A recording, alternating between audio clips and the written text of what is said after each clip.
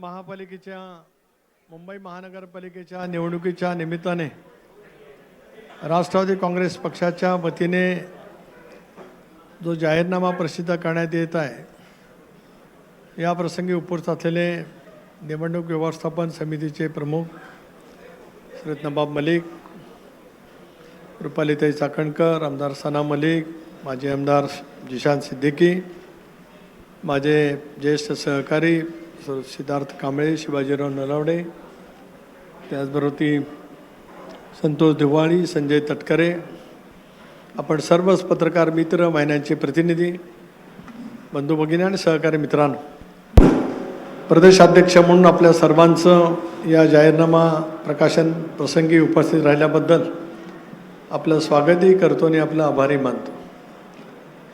आपल्याला विदितच आहे की प्रदीर्घ कालावधीच्या नंतर राज्यातल्या महानगरपालिकेच्या निवडणुका होत आहेत. या निवडणुका 5 वर्षांनी झाल्या असत्या तर ते 22 सालामध्ये झाल्या असत्या आणि आता 27 सालामध्ये दुसऱ्या टर्मच्या निवडणुका आल्या असत्या. परंतु त्यावेळेला करोनासारखा आजाराचा प्रादुर्भाव जगभरामध्ये आला आणि निवडणुका त्यावेळेला पुढे गेल्या. सगळ्या स्थानिक स्वराज्य संस्थेच्या महानगरपालिका असतील, नगरपालिका, नगरपंचायती, जिल्हा परिषद, पंचायत समिती, तदनंतर राज्यामध्ये सत्तेतला बदल होत गेला.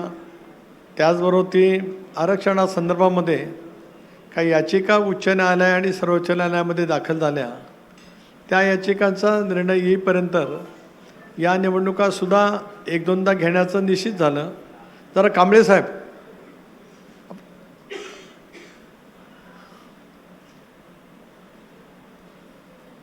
ज्यावेळेला घोषित होत होत्या त्यावेळेला या आरक्षणाच्या मुद्द्यावरती सर्वोच्च न्यायालयामध्ये काही निर्णयाच्यामुळे स्थगिती आली.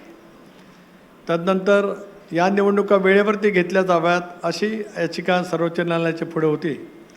त्याच्यातून एक आरक्षणाच्या संदर्भातला निर्णय देत सर्वोच्च न्यायालयाने 31 जानेवारीपर्यंत या सगळ्या निवडणुका घ्याव्या असं घोषित केलं.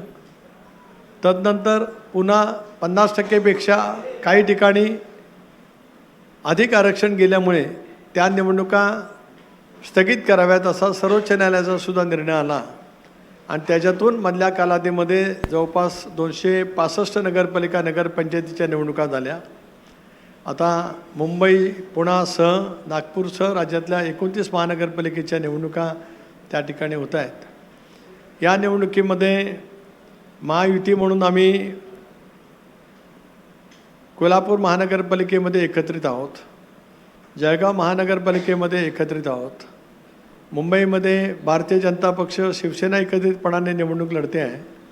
राष्ट्रवादी काँग्रेस पक्षाने स्वतंत्रपणाने निवडणूक लढण्याचा निर्णय त्या कालावधीमध्ये घेतला आणि आज 94 जागांच्या वरती आम्ही त्या ठिकाणी निवडणूक लढवत आहोत. खरं तर आम्ही सर्व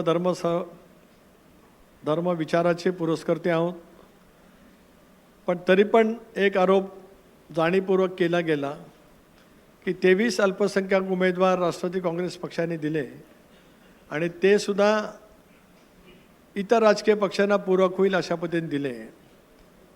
94 उमेदवार राष्ट्रवादी काँग्रेस पक्षाचे असताना 56 मराठी भाषिक आहेत, 21 उत्तर भारतीय आहेत, 23 आमचे मुस्लिम समाजाचे बांधव आहेत, 6 मध्ये 3 ख्रिश्चन समाजाचे आहेत, तेलुगू समाजाचे आहेत, तामिळी समाजाचे आहेत, बोहरा समाजाचे आहेत. यामध्ये 50 महिला आहेत 94 पैकी आणि 46 पुरुष सहकारी त्या ठिकाणी निवडणुका लढत आहेत.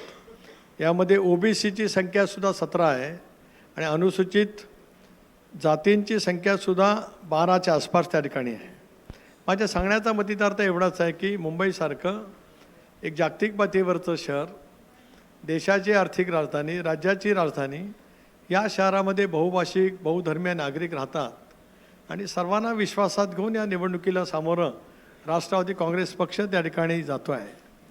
अशा वेळेला राष्ट्रवादी काँग्रेस पक्षाच्या नेतृत्वाला सुद्धा आणि इथे असलेल्या माझ्या सगळ्या लोकप्रतिनिधींसुद्धा मुंबई शहराचे प्रश्न दीर्घकाळ विधिमंडळामध्ये नवाब मलिक त्या ठिकाणी नेतृत्व करत आले, जिशानने सुद्धा नेतृत्व केलं. त्यांचे वडील बाबा सिद्दीकी होते, ते तर राज्यमंत्रिमंडळामध्ये सुद्धा राहिले. यावेळेला सना मलिक या विधिमंडळामध्ये निर्वाचित झाल्यात. शिवाजीराव नलावडे असतील, सिद्धार्थ कांबळे असतील, हे सहकार चळवळीतून मुंबई बँकेमध्ये दीर्घकाळ त्या ठिकाणी नेतृत्व करत आहेत. त्याच्यामुळे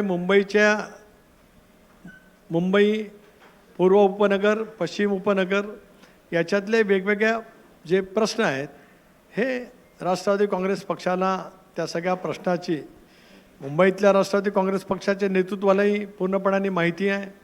ते सोडवण्यासाठी प्रत्येकाने आपापल्या स्तरावरती प्रयत्न केलेत आणि आमचे राष्ट्रीय अध्यक्ष अजितदादा असतील, प्रफुल्लभाई कार्याध्यक्ष असतील, यांनासुद्धा मुंबईसारख्या महानगराच्या प्रश्नाची जाण निश्चितपणाने त्या ठिकाणी. आमचे नेते भुजबळ साहेब तर 2 वेळेला मुंबईचे महापौर झालेत. 85 साली एकमेव शिवसेनेचे आमदार म्हणून विधिमंडळामध्ये ते कालावधीमध्ये होते. मुंबईच्या मजगाव मतदारसंघातून ते 2 वेळेला निर्वाचित झाले. त्यानंतर मग त्यांचा राष्ट्रवादी काँग्रेस पक्षामध्ये प्रवेश झाल्याच्या नंतर मुंबईमध्ये त्याने नेतृत्व केलं. येवला त्याने निवडल्याच्यानंतर तरीसुद्धा मुंबईच्या सगळ्या भौगोलिक भागाची पूर्णपणाने जाण असणारे भुजबळ साहेबांसारखे एक जाणकार नेते राष्ट्रवादी काँग्रेस पक्षाचे एक आधारवड म्हणून या शहरामध्ये आणि राज्यभरामध्ये सुद्धा त्या ठिकाणी काम करत आहेत. अशा वेळेला राष्ट्रवादी काँग्रेस पक्षाने ही निवडणूक स्वतंत्रपणाने लढवण्याचा निर्णय घेत असताना आम्ही जाहीरनामा या ठिकाणी प्रसिद्ध करतो आहोत. आपल्यामार्फत तमाम मुंबईकरांना आम्ही आवाहन करतो आहोत की मुंबईकरांनी, आम्हाला कल्पना आहे आमच्या मर्यादेची, आमच्या शक्तिस्थानाची, पण तरी पण आमचं एक वेगळं अस्तित्व आहे. ते घेऊन या वेळेला मुंबई शहरामध्ये आम्ही या निवडणुकीला सामोरं जात आहोत.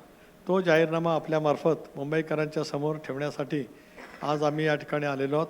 पुन्हा एकदा मी आपल्या सर्वांचं स्वागत करतो. माझ्या सर्व सहकाऱ्यांना विनंती करतो की आपण जाहीरनामा प्रसिद्ध करावा आणि मग आपल्याला काय संवाद करायचा असेल तर आपण जरूर करावा.